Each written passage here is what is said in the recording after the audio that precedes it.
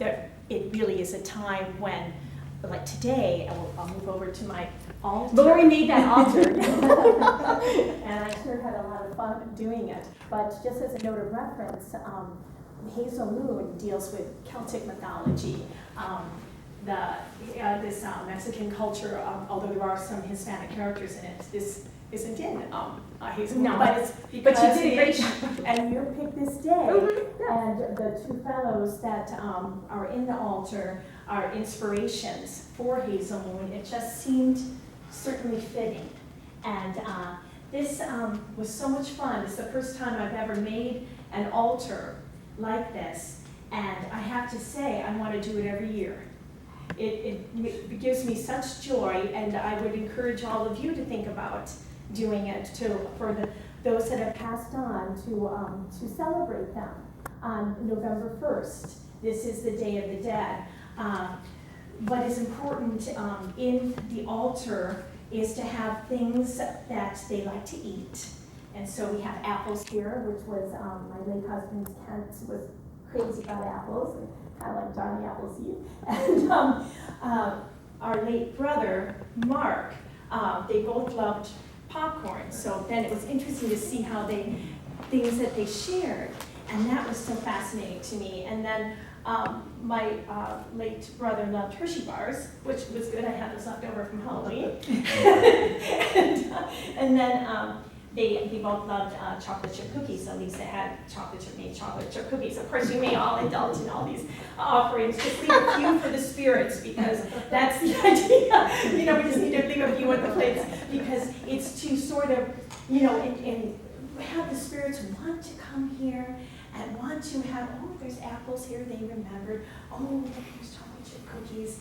And so it's a way of connecting, like what you had discussed, that's a special time and a special day. Again, this is the day when the spirits can come back, and that they can communicate with us on this day, and very exciting. And then there's also in Mexico a lot of marigolds. Marigolds will be all over in the fields there. So I went over to Trader Joe's and got some marigolds, and I also have a beautiful these colors, orange.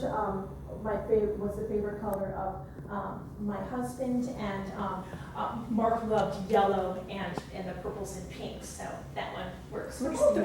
It's a 2-for-1. And then also candles are very important too, as well as the skull characters, which I wish that when I did my research, I found these delightful in pictures of it, and let me know if anyone's ever seen them, these delightful chocolates that were in the shape of a skull head that just, I don't know, just charming.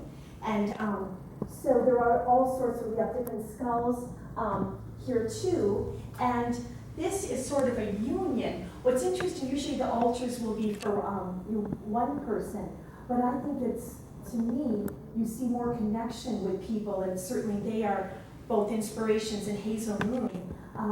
And you see more how they're alike by putting this together. And then, hi, Kalani. Thanks for coming. She just didn't see anything. Oh, hi, Santa. And here I have, this is a song that Kent wrote for Mark after Mark passed away. And then 20 years later, the lyrics for this song is what he went through. It was like I kept hearing that song. So the song actually is such a connection for both of them. And if you have time to look at the lyrics of the song, everyone who passes away, really, it's universal. The lyrics to it, it's beautiful contemporary poetry, and some of this, I think it's in the preface for.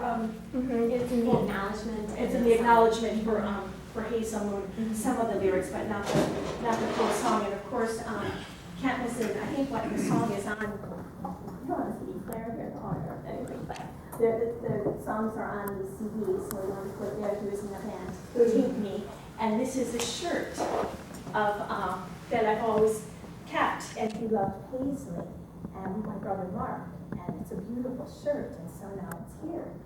And so it's November 1st really is a special time with what Lisa described, and then it also going into the Catholic religion.